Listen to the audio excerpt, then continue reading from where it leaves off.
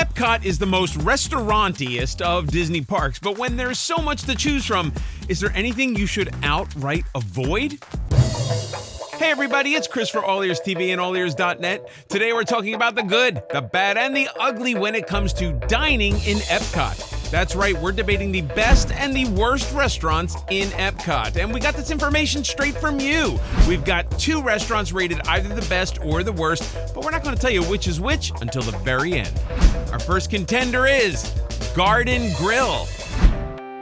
Garden Grill is located in the Land Pavilion of Epcot and is especially unique in that it's a rotating restaurant. It's also a character dining location where Mickey, Pluto, and Chip and Dale visit diners while they enjoy family-style all-you-care-to-enjoy eats. I think Garden Grill is my favorite restaurant in the world. First of all, it's a ride. You are spinning, you're rotating slowly through a ride, okay? Number 2, it's a ride through a ride while you're eating delicious family-style skillets, while Mickey and friends, Mickey dressed up as a farmer, come around and greet you at your table. This restaurant kind of has it all for me. I'm obsessed with it. Next up, 9 Dragons.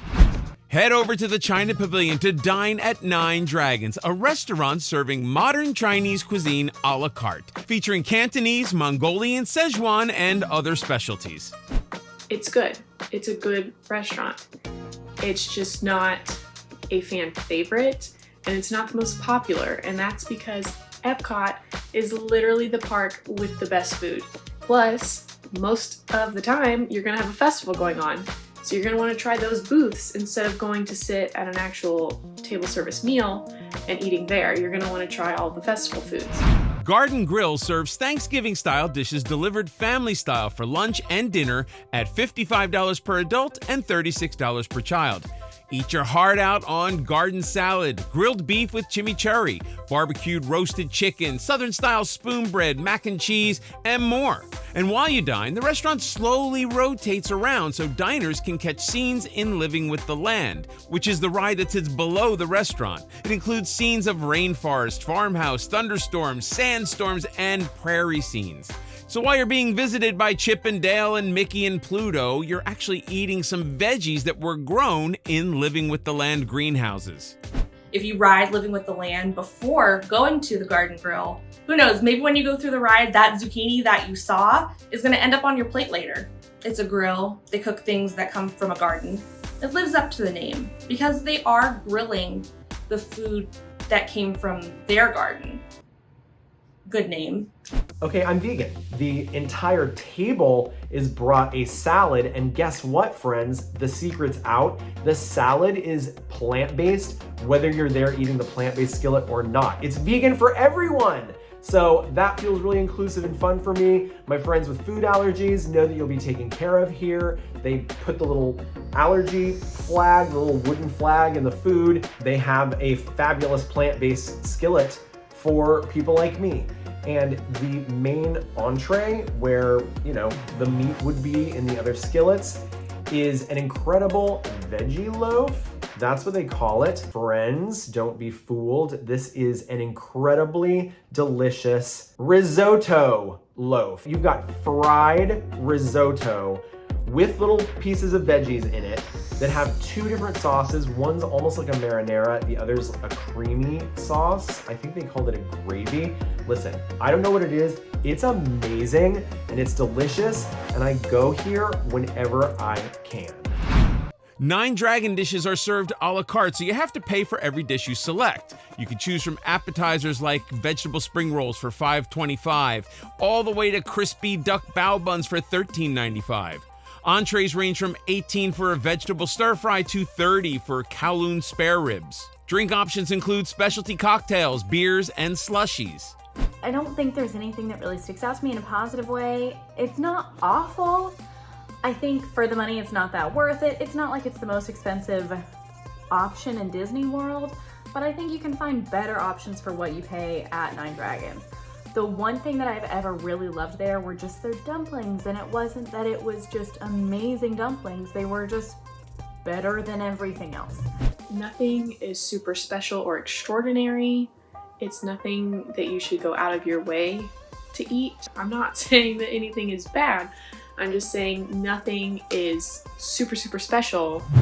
Hey, real quick, take a second and give us a like. And if you like what you see, join the fun by hitting that subscribe button and click that notification bell so you get notified every time we post a new video. Be sure to follow All Ears socials on Facebook and Instagram and TikTok for more Disney and Universal polls.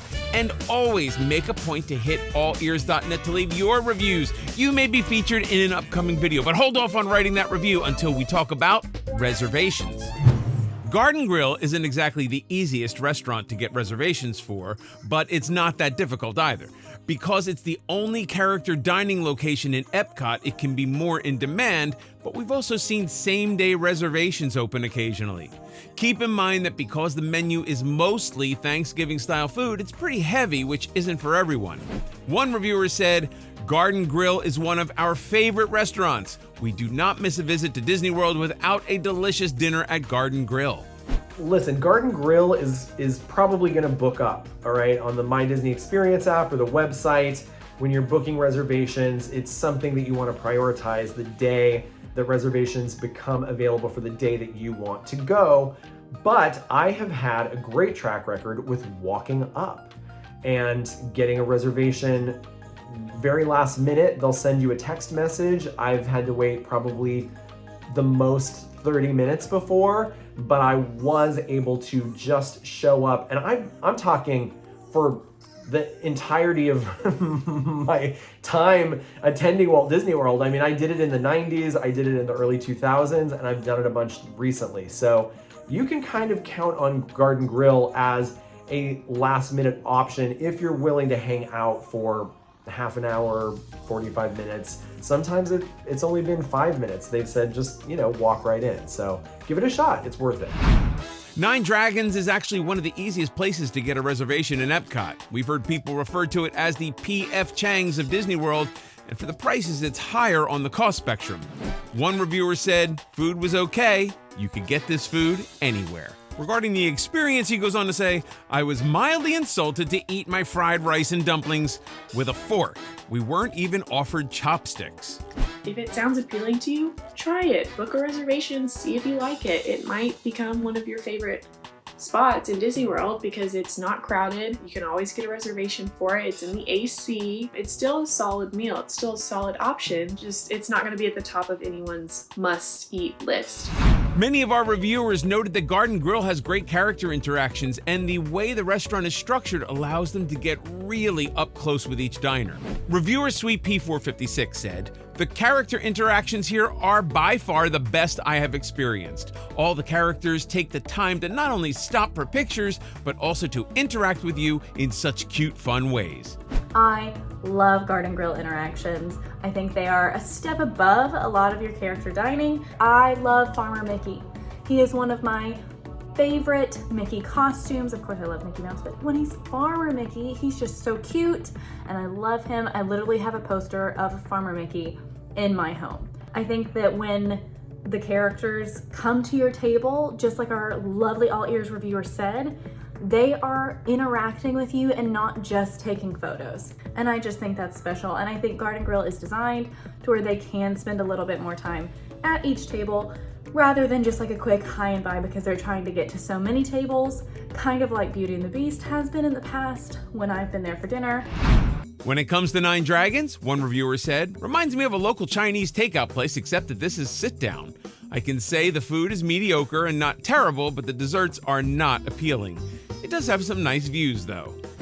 The thing is, I really like Chinese food or American Chinese food.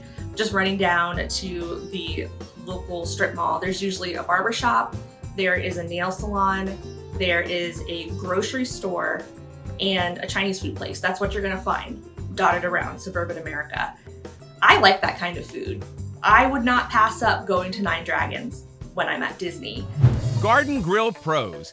It's the only character dining spot in Epcot, and it's a mix of a ride and restaurant with fresh foods grown right in the Land Pavilion.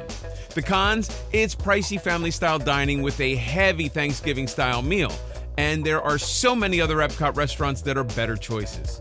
Nine Dragons Pros. It's Chinese food.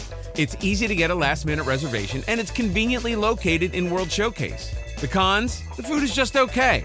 And it's a high price tag for essentially basic Chinese food. Bottom line, there are plenty of other places to get good Chinese food. Oh, I know. Oh no, we're talking about Epcot only because I was about to pick something and then realized it was in downtown Disney Springs. Sorry, I'm old-fashioned. My pick for the best restaurant in Epcot is going to be Garden Grill. Garden Grill has a great variety of food. My pick for the worst restaurant in Epcot is going to have to be the Sun and Hell Inn. Last time I went, it wasn't really that good. I've heard that it's gotten better recently. Number one for me is always going to be, I say always, for now, Le Cellier.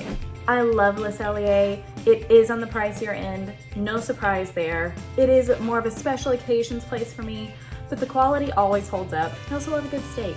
Sorry to relive. Least favorite, I just don't like Nine Dragons. It was just, Or I would say probably Coral Reef. It's just not that great. My best restaurant is Via Napoli. I think they have great food, great drinks, great atmosphere. You know you're gonna get a good meal there every time. And worst, I'm probably gonna say Nine Dragons. I know I spent this whole video talking about how it's not bad, but when you look at the list, Nine Dragons is here, and everything else is more up here. Garden Grill, it's up there. Garden Grill is up there. I think I would put Garden Grill in my top 3.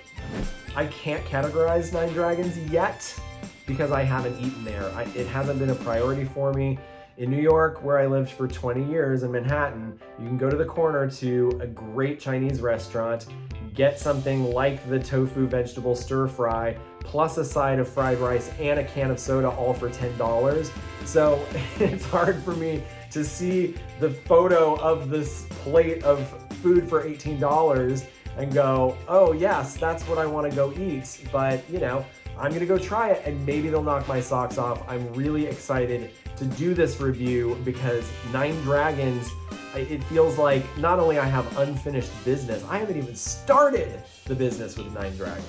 I've got to get in there and try it. The time has come to reveal the best and the worst, with a rating of 8.84 compared to 6.93. Duh, Garden Grill was rated the best restaurant in Epcot, with Nine Dragons coming in as the worst.